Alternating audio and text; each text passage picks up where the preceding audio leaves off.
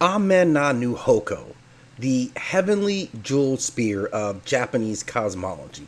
Thank you for stopping in again at 9 World Chronicles. As always, I ask if you enjoy the videos, click that like and subscribe.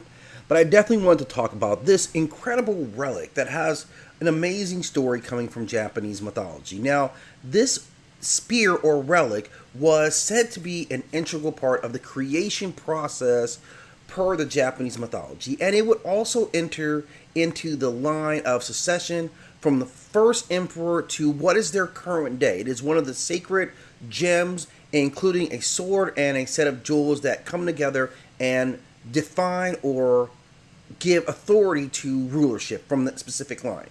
Now, the story of myth tells us that in the beginning, per Japanese mythology, there was nothing. There was the nascent stages of creation, and there was a cosmic or chaotic soup. Now, standing on this bridge, this heavenly bridge, there was a connection between the heavenly or celestial realm and the still to be formed terrestrial realm. And standing on this bridge came two specific deities, Izanagi and Izanami, and they represented two cosmic forces in that yin and yang symbolism, one representing the male force, the other representing the female force.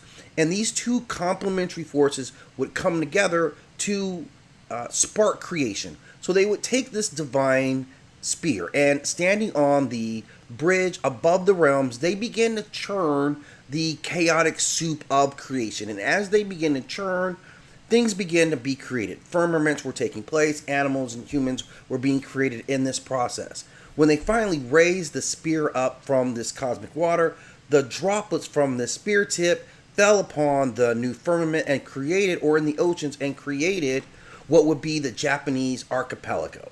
A fascinating story about creation, tied centrally to this jeweled spear that could help, churn these waters. Now, it is said that over time, this sacred spear was kept safe and ultimately became the property of Amaterasu, who, of course, is the Japanese goddess of the sun. Very important figure. Now, we know her story, or if you know her story, there becomes a point where she becomes fearful at her brother who represented the wind, his boisterous nature.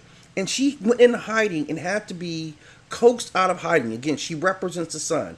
So they had to coax her out of hiding to get the sun back up in the sky. And this jeweled heavenly spear was one of the gifts that they gave her.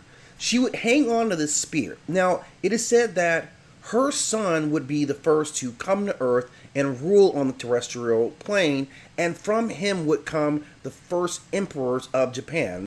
Now, this spear was passed on to this new emperor, and this gave legitimacy to his reign. It also acted not only as a symbol of harmony and balance in the dance of creation, but also became an implement of power and authority. It became central for showing the harmonious nature of the universe, but also showing the right for the emperor to rule. It is a beautifully decorated and highly revered relic from Japanese culture that I'm glad to talk about today. We see some similarities in what the Japanese people believed about early cosmology, and we'll kind of make some comparisons. But when we talk about that cosmic soup, or the noon, as it sounds very similar to me, and how the process of creation went for Japanese cosmology.